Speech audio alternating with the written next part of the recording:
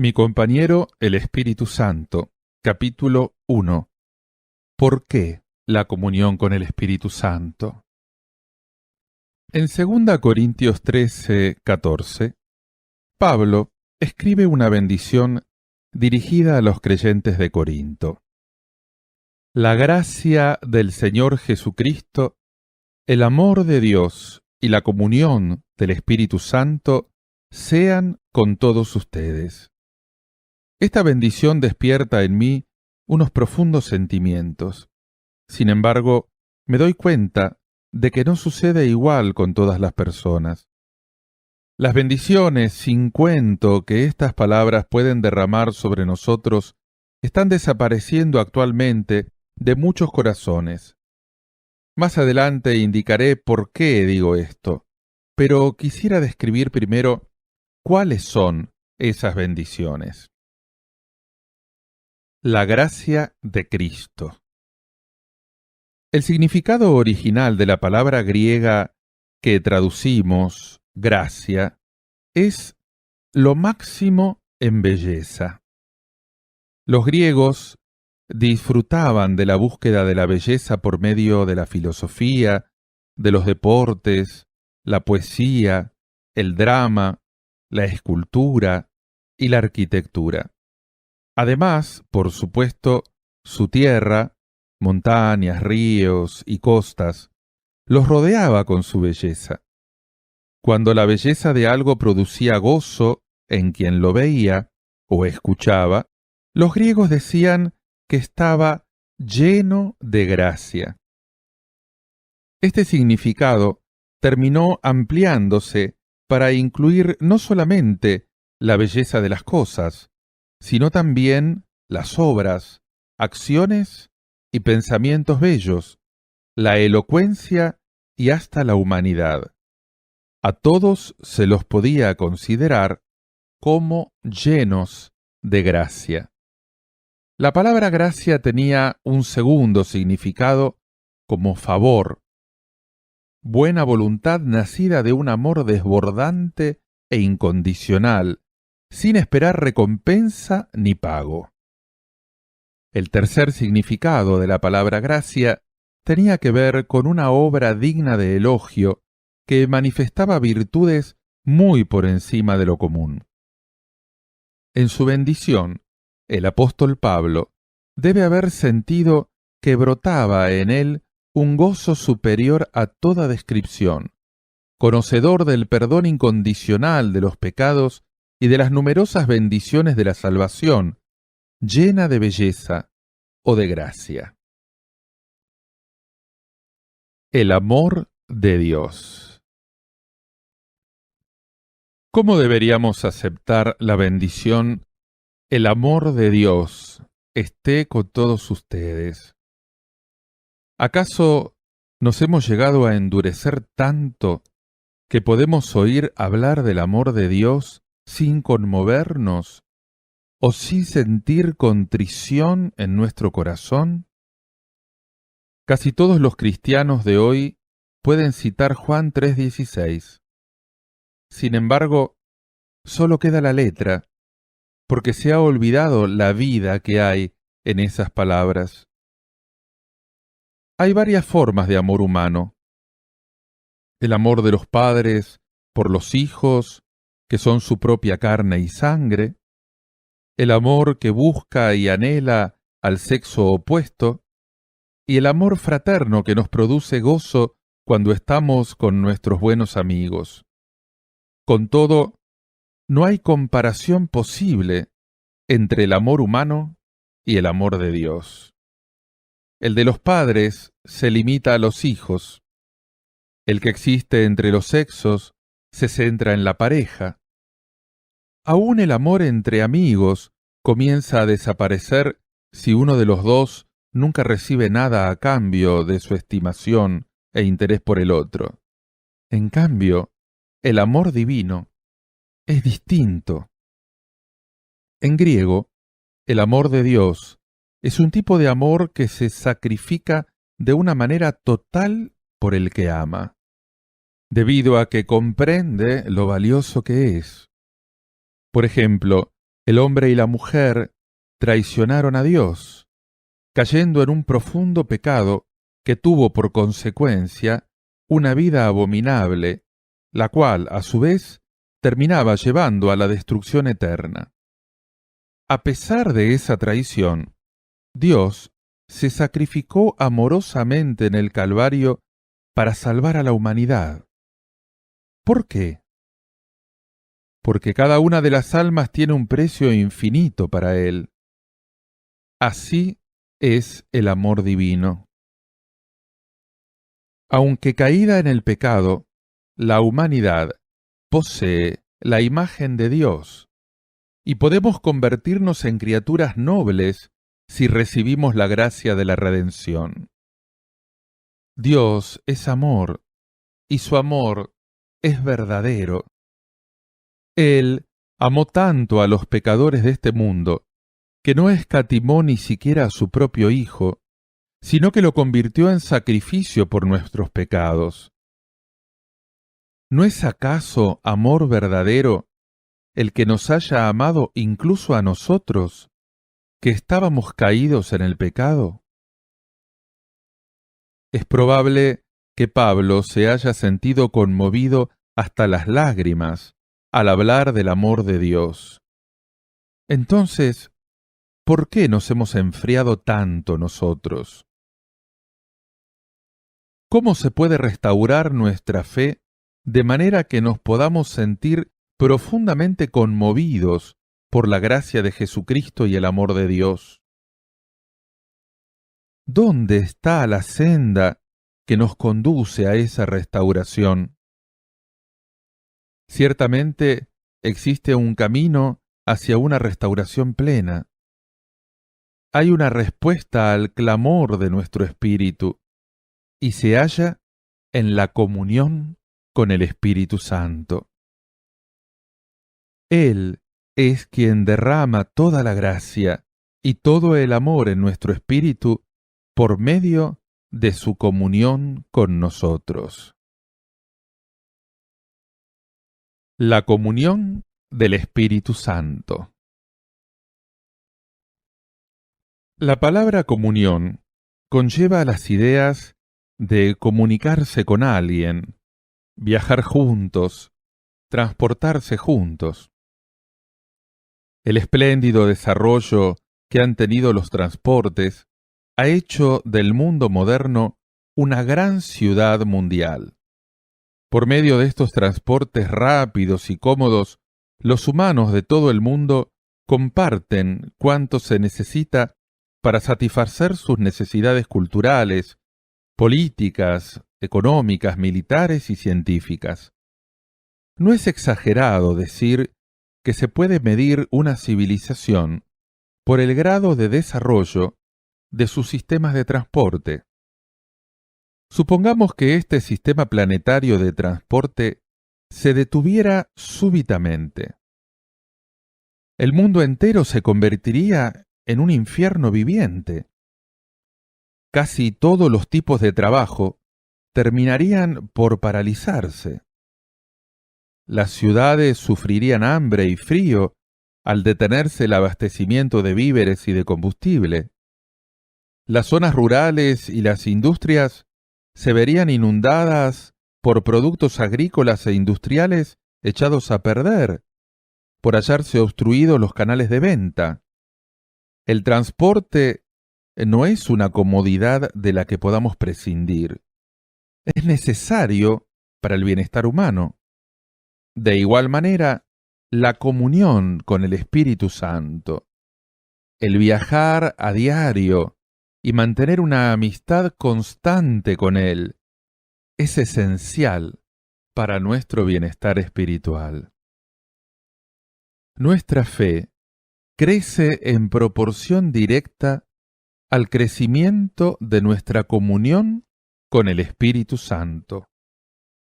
A través de esta comunión recibimos bendiciones espirituales y le contamos nuestros más caros anhelos. Aunque la gracia de Jesucristo y el amor de Dios abunden sin medida en los cielos, no nos servirán de nada si no llegan hasta nosotros. Igualmente, aunque tengamos el corazón repleto de anhelos, si el Espíritu Santo no nos ayuda a tener comunión con Dios en la oración, no podemos orar correctamente. La Biblia confirma esta realidad claramente. Y el Señor encamine sus corazones al amor de Dios y a la paciencia de Cristo. Segunda Tesalonicenses 3:5. Este versículo se refiere a la obra del Espíritu Santo, puesto que es Él quien nos dirige al amor de Dios y a esperar pacientemente a Cristo. Por abundantes que sean la gracia de Jesucristo y el amor de Dios, si el Espíritu Santo no dirige nuestro corazón a esa gracia y a ese amor, nuestra fe se convierte en una simple fe de palabras muertas. Si el Espíritu Santo no nos ayuda a tener comunión con Dios, nuestra oración será semejante a la de los fariseos, carente de vida por completo. La Biblia enseña con toda claridad que el Espíritu Santo nos ayuda en nuestra oración. Y de igual manera el Espíritu nos ayuda en nuestra debilidad, pues ¿qué hemos de pedir como conviene? No lo sabemos, pero el Espíritu mismo intercede por nosotros con gemidos inefables. Romanos 8:26. En Judas 20 se señala también el lugar que tiene el Espíritu en nuestra vida de oración. Pero ustedes, amados, edificándose sobre su santísima fe, orando en el Espíritu Santo. La palabra comunión, tal como la usa Pablo en su bendición a los Corintios, la comunión del Espíritu Santo con todos ustedes, tiene un sentido muy profundo. El vocablo griego correspondiente tiene dos significados importantes. Compañerismo. El primer significado se relaciona con una relación basada en una amistad íntima y profunda. Sin compañerismo con el Espíritu Santo, no es posible tener vida espiritual, ni fe poderosa y triunfante. En la iglesia primitiva abundaban la oración fervorosa, una pasión desbordante, una rica vitalidad y una gratitud que brotaban como poderoso manantial a consecuencia de su profunda relación de compañerismo con el Espíritu Santo. ¿Por qué nos estamos conformando los cristianos con las simples formalidades externas de la religión, las áridas ceremonias de culto y la consideración de las iglesias como simples lugares de comunicación social? Este vacío ha hecho que los jóvenes sientan repugnancia por el cristianismo y sus formas piadosas. Se sienten desilusionados porque la Iglesia ha perdido su vida espiritual. John Mackay, quien fuera decano de la Facultad de Teología de la Universidad de Princeton y el Seminario Teológico de la Alianza Presbiteriana, dijo en una reunión de presbiterianos: «Es mejor acercarse a la religión desde los sentimientos naturales que llegarse a ella con formas estéticas y ordenadas carentes de poder dinámico». Uno de los problemas más importantes que tiene la Iglesia de hoy es que le parece correcto que expresemos nuestros sentimientos en todos los campos, menos en la religión. Lo que necesita la Iglesia del presente es poder proporcionar algo que inflame todas las pasiones positivas del ser humano. Desde el mismo momento en que una iglesia se halla completamente llena de programas y despersonalizada, se convierte en un memorial fúnebre de Dios, en lugar de ser la institución viva de su poder. ¿Cuál es la respuesta al problema que señala? Una ferviente amistad con el Espíritu Santo viviente. Sin ella, es natural que la Iglesia se enfríe, que la adoración se convierta en algo mecánico. La fe pierde la pasión ardiente que le da profundidad a toda nuestra persona. Este tipo de fe es como una estufa sin fuego. Sabedor de esto, la primera pregunta que Pablo les hizo a un grupo de efesios que daban la impresión de hallarse cansados y derrotados fue: ¿recibieron el Espíritu Santo cuando creyeron? Hechos 19:2. Cuando Jesús vio que sus discípulos se hallaban angustiados y sin esperanza, les prometió que el Espíritu Santo vendría a morar en su espíritu. Y yo rogaré al Padre y les dará otro consolador para que esté con ustedes para siempre. No los dejaré huérfanos, vendré a ustedes. Juan 14, 16, 18.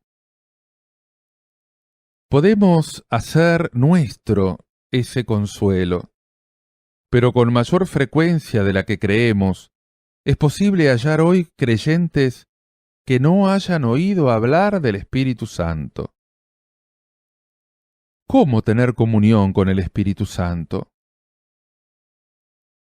En primer lugar, debemos reconocer que está presente en su iglesia y darle la bienvenida, anhelando ardientemente que nos guíe y abriéndole el corazón de manera que se establezca una confianza continua entre Él y nosotros.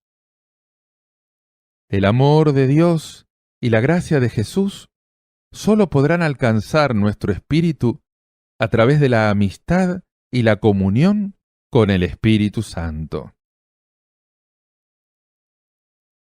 Participación conjunta en la evangelización. El segundo significado de la palabra comunión es el de ser socios en un negocio. Lucas 5:10. Y participar conjuntamente en algo. 2 Corintios 10:16 y Filipenses 3:10. Trabajar juntos como socios con un propósito común, compartiendo gozos, tristezas, victorias y pruebas. El Espíritu Santo fue enviado a esta tierra con el firme propósito de que trabajara en sociedad con los creyentes a fin de volver a la vida espíritus muertos a base de dar testimonio de la gracia de Jesucristo. Antes de dejar este mundo, Jesús les dijo a sus discípulos: «Cuando venga el Consolador, a quien yo les enviaré desde el Padre, el Espíritu de verdad, el cual procede del Padre, Él dará testimonio acerca de mí. Y ustedes darán testimonio también, porque han estado conmigo desde el principio». Juan 15, 26, 27. A partir de estas palabras, podemos comprender que la gran misión de predicar el Evangelio fue dada en primer lugar al Espíritu Santo y después a los santos que creen en el Señor. Jesús aquí pone de relieve que la obra de evangelización debería ser realizada como una obra conjunta entre el Espíritu Santo y la humanidad, en la que el Espíritu participaría como el socio principal. Por tanto, podemos llegar a la conclusión de que toda la razón de que la evangelización haga tan pocos progresos hoy, de que la Iglesia retroceda en lugar de progresar en la obra de ganar almas, y de que esta obra haya estado al borde de la bancarrota, se encuentra en que se ha quebrantado esta sociedad con el Espíritu Santo. Las personas de nuestros días ni lo reconocen ni le dan la bienvenida. Puesto que no tienen su confianza puesta en Él, terminan fracasando, tratando de realizar la obra de Dios con sus propios medios y esfuerzos. Jesús señala este trágico error en el Apocalipsis. He aquí, yo estoy a la puerta y llamo.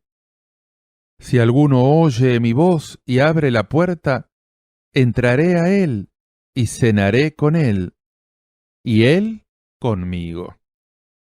Apocalipsis 3:20. Si estas palabras se hubieran dirigido a un mundo incrédulo, no tendrían nada de sorprendentes. No es así. Van dirigidas a la iglesia de la Odisea, que para muchos representa a los creyentes al final de los tiempos. ¡Qué revelación tan horrible! Pensémoslo. El Señor dijo que estaría con nosotros para siempre por medio del Espíritu Santo. En cambio, la iglesia está tratando de hacer la obra de Dios a través de una adoración centrada en el hombre, sacando de su medio al Espíritu Santo y dejándolo fuera de sus puertas. Las cosas no eran así en la iglesia original. Los santos del siglo I se daban cuenta de que la evangelización se debía realizar de principio a fin en sociedad con el Espíritu Santo. Cuando los apóstoles se hallaban predicando y fueron llevados para que el Consejo Judío de Jerusalén los interrogara, Pedro respondió de esta forma a las preguntas de dicho consejo. El Dios de nuestros padres levantó a Jesús, a quien ustedes mataron colgándolo de un madero. A éste Dios ha exaltado con su diestra por príncipe y salvador, para dar a Israel arrepentimiento y perdón de los pecados. Y nosotros somos testigos suyos de estas cosas, y también el Espíritu Santo, el cual ha dado Dios a los que le obedecen.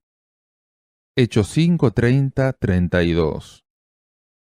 Así, confirmaba Pedro el hecho de que la obra de evangelización de los apóstoles era realizada en sociedad con el Espíritu Santo. Jesús no comenzó a predicar el reino de los cielos hasta después de haber recibido la plenitud del Espíritu Santo. Solo entonces pudo llevar a cabo su ministerio en 3 años y medio, con gran poder y autoridad. Al darnos cuenta de esto, ¿cómo nos atrevemos a pensar que nosotros seríamos capaces de realizar la obra de Dios solo con poder y sabiduría humanos? Un joven llamado Archibald Brown ingresó en cierta ocasión a una escuela para pastores fundado por el mundialmente famoso predicador Spurgeon. Después de graduarse en dicha escuela, comenzó a pastorear con gran éxito en la zona de Londres y miles de personas acudían a oír sus predicaciones. Eran muchos los que admiraban la notable unción del joven ministro y se preguntaban de dónde vendría su gran poder. Después de su muerte, se halló el secreto en la vieja y ajada Biblia que había usado. Debajo de Hechos 15:28 había escrito con pluma esta nota: Qué importante es tener sociedad con el Espíritu Santo, el socio principal. Sin él como socio, no hay vida de fe ni obra de evangelización que tenga valor. Las bendiciones y los triunfos de nuestra vida de fe y nuestra predicación del Evangelio están también en proporción directa a la profundidad de nuestra relación con el Espíritu Santo, nuestro socio principal.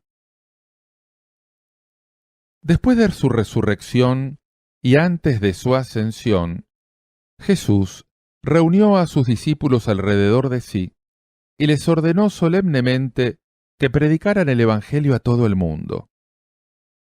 Por tanto, vayan y hagan discípulos a todas las naciones, bautizándolos en el nombre del Padre y del Hijo y del Espíritu Santo, enseñándoles que guarden todas las cosas que les he mandado. Y he aquí que yo estoy con ustedes todos los días hasta el fin del mundo. Mateo 28, 19, 20. Sin embargo, después de decirles esto, el Señor no les indicó que comenzaran a predicar de inmediato. Les dijo que no se podía predicar el Evangelio sin sociedad con el Espíritu Santo.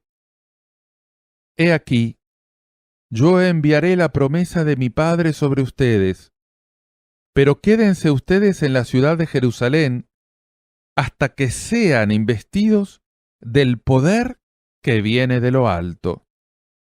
Lucas 24, 49. Porque Juan ciertamente bautizó con agua, pero ustedes serán bautizados con el Espíritu Santo dentro de pocos días. Recibirán poder cuando haya venido sobre ustedes el Espíritu Santo, y serán mis testigos. Hechos 1, 5, 8. El maravilloso triunfo del Evangelio en la época de la Iglesia primitiva tuvo lugar porque los discípulos obedecieron fielmente el mandato de Jesús. Esperaron en Jerusalén hasta estar llenos del Espíritu Santo y entonces predicaron. Campbell Morgan, teólogo inglés que tuviera gran éxito en su pastorado, escribió este comentario acerca de Hechos 5, 30, 32. El testimonio del Espíritu Santo es el único poder definitivo con que cuenta la Iglesia. Entre los demás factores, esta es la verdad más poderosa de todas. Si no podemos colaborar bien con el Espíritu Santo, no podremos ejercer la influencia del Evangelio ni sobre Jerusalén ni sobre Londres. Si los que predican el Evangelio no están llenos de este poder invisible, y la Iglesia no refleja sobre el mundo esta luz eterna y misteriosa que ha recibido, ambos se hallarán siempre deficientes, inútiles y tan fríos como la muerte misma. Aunque su apariencia externa dé la impresión de algo impecable y excelente. Si queremos realmente llenar a Londres con el Espíritu Santo, tenemos que buscar todos los medios para realizar nuestra labor en sociedad con Él. Bastará con que solo hagamos esto para que la Iglesia marche continuamente de victoria en victoria con Dios a través de los gozos y las pruebas. En el libro de Hechos se dice clara y repetidamente que el Evangelio era predicado en colaboración con el Espíritu Santo. En Hechos 8 encontramos al diácono Felipe, quien descendió a Samaria para conducir unas reuniones de avivamiento en las que una gran muchedumbre de personas se arrepentían y recibían la salvación. Eran incontables los sanados, se producían grandes milagros y prodigios, y abundaba el gozo. En medio de este gran avivamiento, se le apareció de pronto un ángel a Felipe para decirle que fuera hacia Gaza, en el sur. Qué diferentes son la voluntad de Dios y la del hombre. Parecería que el diablo había tentado a Felipe, dándole una revelación falsa. ¿Por qué iba a dejar aquellas reuniones tan triunfales para acudir a un lugar desierto y desolado? Porque cuanto Felipe hacía lo realizaba en sociedad con el Espíritu Santo. Estaba seguro de que aquella orden procedía de él. Obediente, dejó las reuniones de Samaria y se fue por fe al desierto, sin saber a dónde iba. Pero el Espíritu Santo había planificado la liberación de todo el continente africano a través de la liberación de un alma etíope con la que se encontraría Felipe. Así describe la Biblia esta escena. Entonces él, Felipe, se levantó y fue.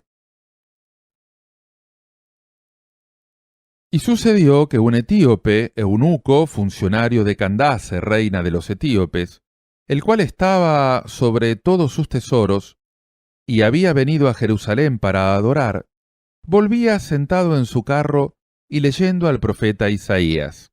Hechos 8, 27, 28.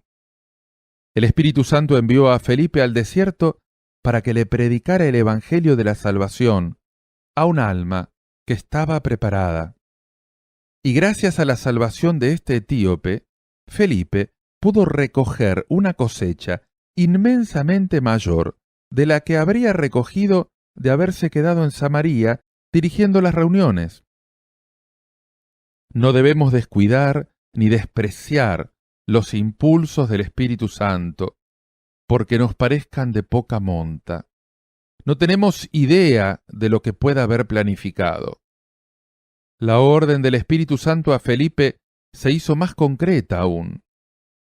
Y el Espíritu dijo a Felipe: acércate y júntate a ese carro. Hechos 8:29. Dirigido por el invisible Espíritu de Dios, Felipe se aproximó al carro en el momento y el lugar oportunos, cuando el eunuco etíope leía Isaías 53, la profecía sobre el sufrimiento expiatorio de Cristo a favor nuestro.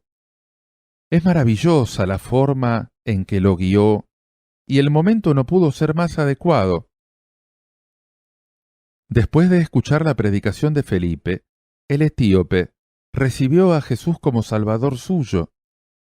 Cuando llegaron a un lugar donde había agua, Felipe lo bautizó.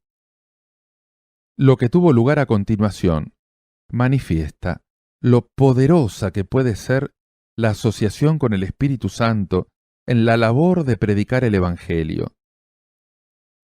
Cuando subieron del agua, el Espíritu del Señor arrebató a Felipe, y el eunuco no lo vio más, y siguió gozoso su camino. Hechos 8:39. El Espíritu del Señor arrebató a Felipe. Esto sí que es trabajar en sociedad. Habrá quienes justifiquen su falta de poder con la excusa de que el Espíritu Santo no obra de esta forma hoy. Sin embargo, Jesús dijo acerca de esto: el Padre les dará otro Consolador para que esté con ustedes para siempre. Juan 14:16. El Espíritu Santo es el mismo para siempre y está con nosotros en estos momentos. Si no puede obrar, se debe a que hay hoy creyentes que lo traicionan y lo niegan. No confían en Él ni le prestan atención. El descuido con respecto al Espíritu Santo es lo que hace que el Evangelio, que es poderoso, se convierta en una noticia tan vieja como las antigüedades de un museo. En Hechos 10 encontramos otra escena en que hay trabajo conjunto.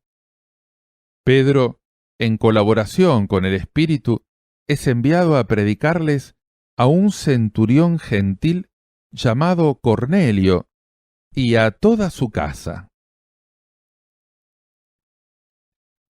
Pedro subió a la azotea para orar cerca de la hora sexta, y tuvo gran hambre y quiso comer, pero mientras le preparaban algo, le sobrevino un éxtasis, y vio el cielo abierto y que descendía algo semejante a un gran lienzo que atado de las 4 puntas era bajado a la tierra, en el cual había de todos los cuadrúpedos terrestres y reptiles y aves del cielo. Y le vino una voz: «Levántate, Pedro, mata y come». Entonces Pedro dijo: «Señor, no, porque ninguna cosa común o inmunda he comido jamás». Volvió la voz a él la segunda vez: «Lo que Dios limpió, no lo llames tú común». Esto se hizo 3 veces, y aquel lienzo volvió a ser recogido en el cielo.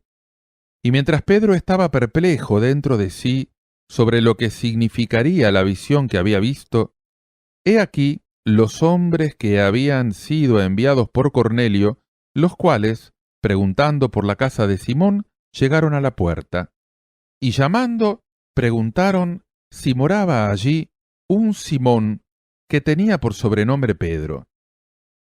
Y mientras Pedro pensaba en la visión, le dijo el Espíritu: «He aquí 3 hombres te buscan. Levántate, pues, y desciende, y no dudes de ir con ellos, porque yo los he enviado». Hechos 10, 9b, 20. Vemos aquí de nuevo que el Espíritu Santo obra con el fin de liberar a las almas. Cornelio, centurión del ejército romano, destacado en Cesarea, era un hombre devoto, pero aún no había recibido la salvación.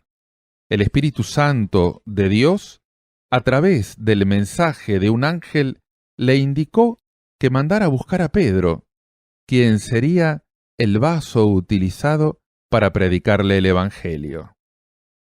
Versículos 1 al 8.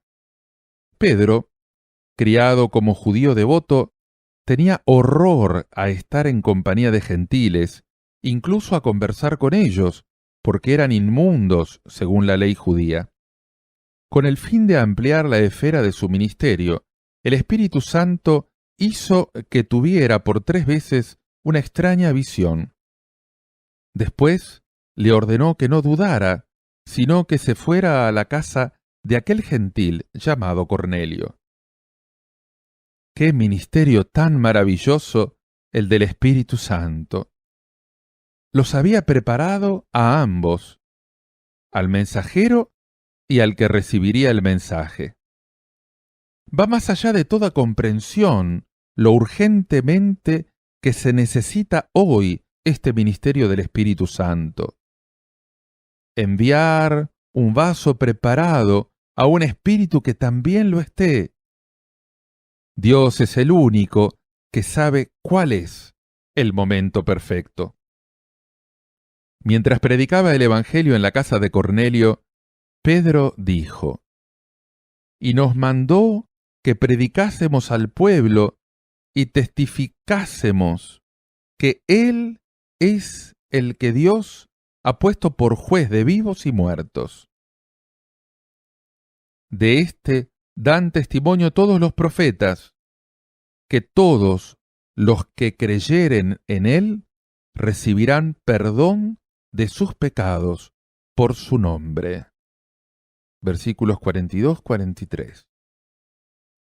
Sigue diciendo el relato: «Mientras aún hablaba Pedro estas palabras, el Espíritu Santo cayó sobre todos los que oían el discurso, y los fieles de la circuncisión que habían venido con Pedro se quedaron atónitos de que también sobre los gentiles se derramase el don del Espíritu Santo».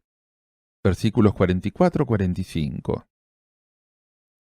Una obra tan maravillosa como esta solo pudo realizarse en consorcio con el Espíritu Santo. Más adelante Lucas describe en otro lugar del libro una escena en la que una congregación entera colaboró con el Espíritu Santo. Había entonces en la iglesia que estaba en Antioquía profetas y maestros. Ministrando estos al Señor y ayunando, dijo el Espíritu Santo: «Apártenme a Bernabé y a Saulo para la obra a que los he llamado. Entonces, habiendo ayunado y orado, les impusieron las manos y los despidieron. Hechos 13, 1, 2, 3. En este relato podemos aprender varias lecciones importantes en cuanto a la relación entre la obra evangelística y el Espíritu Santo. En la predicación del Evangelio, el Espíritu Santo es omnipotente, soberano.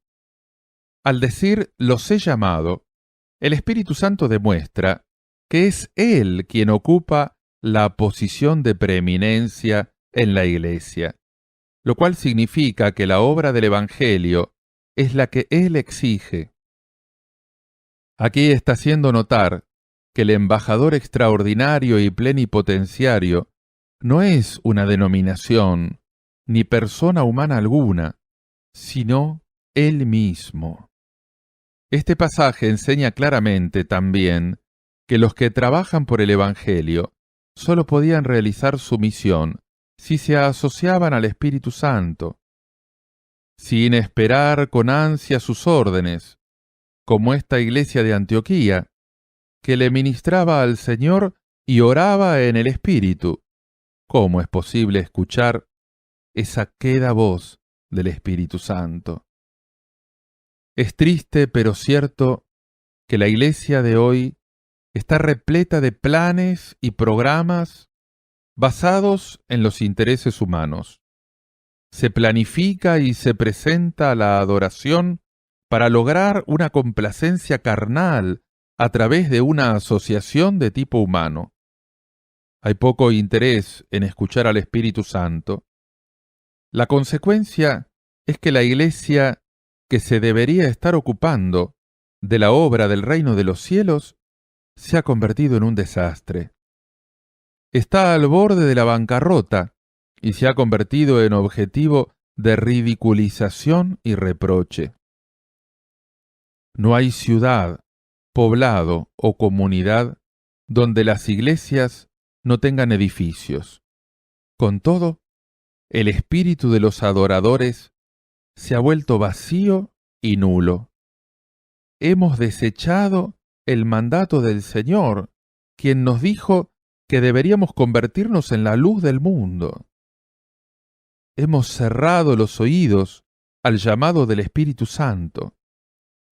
La Iglesia, como un rebaño de ovejas extraviadas, anda vagando de un lado para el otro y cae presa del diablo, quien ronda alrededor de ella buscando a quien devorar.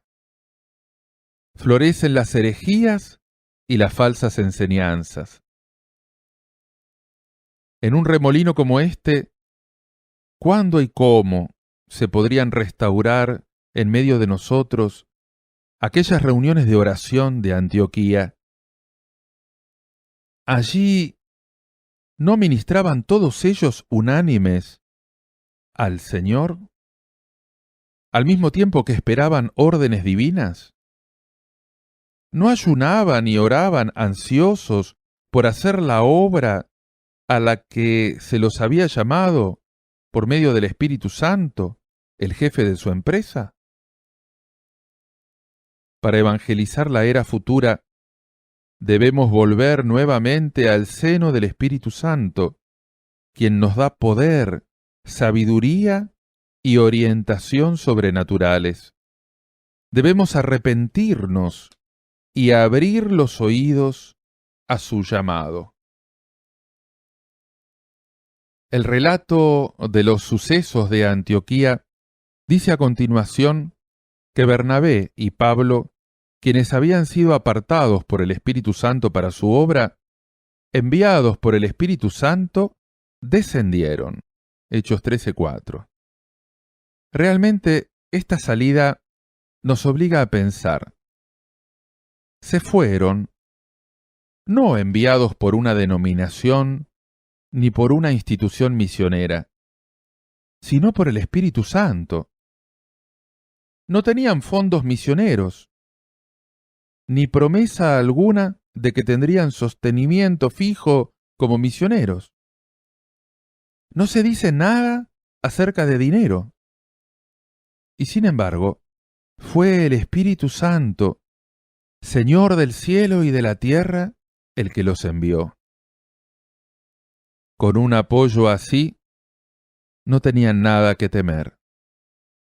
Por supuesto, esto no significa que no hicieran falta una denominación, o el dinero, o una sociedad misionera.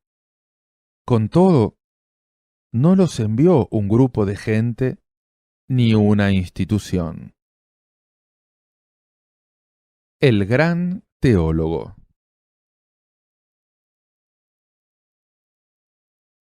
Tengo un verdadero anhelo de que todas las iglesias e instituciones dedicadas a evangelizar el mundo de hoy estén llenas del Espíritu Santo, en lugar de limitarse a estar llenas de gente, para que así podamos disfrutar de la victoria divina que se puede obtener a través del Evangelio puro. Solo esto, y no una predicación derrotista, secularizada y humanista, será lo que causará la victoria del mensaje del Evangelio en el mundo. Entre bastidores y poniendo bases firmes para la obra de la evangelización, el Espíritu Santo fue también el principal actor de la Iglesia en sus primeros años, mientras se resolvían las cuestiones teológicas.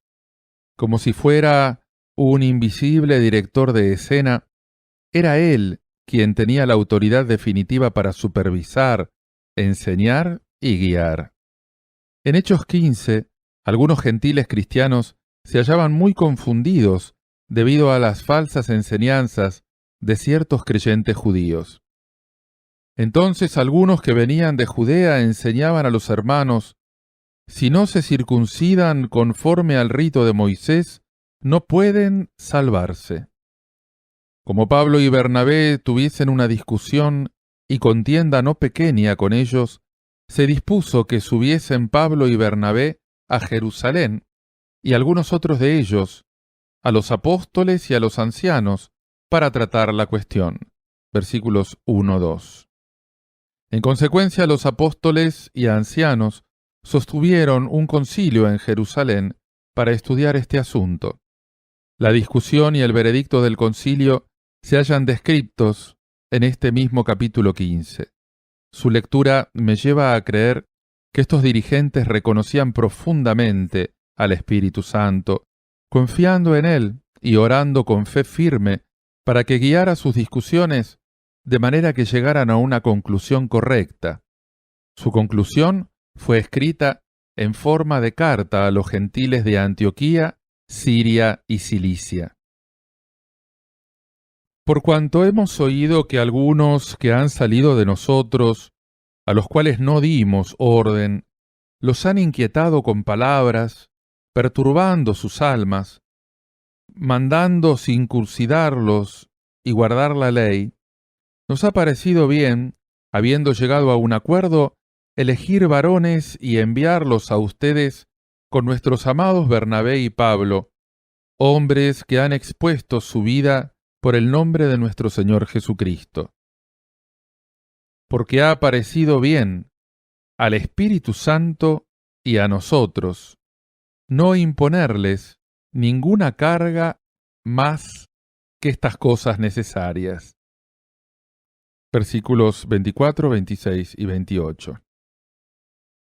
El que se haya mencionado claramente al Espíritu Santo en primer lugar, ha parecido bien al Espíritu Santo y a nosotros, y no nos ha parecido bien a nosotros y al Espíritu Santo, debe darles vergüenza a los que interpretan la Biblia apoyándose en una fe humanista. ¿Reconocen realmente al Espíritu Santo en las conferencias religiosas de hoy? Con frecuencia oímos expresiones como el superintendente X y el comité han decidido.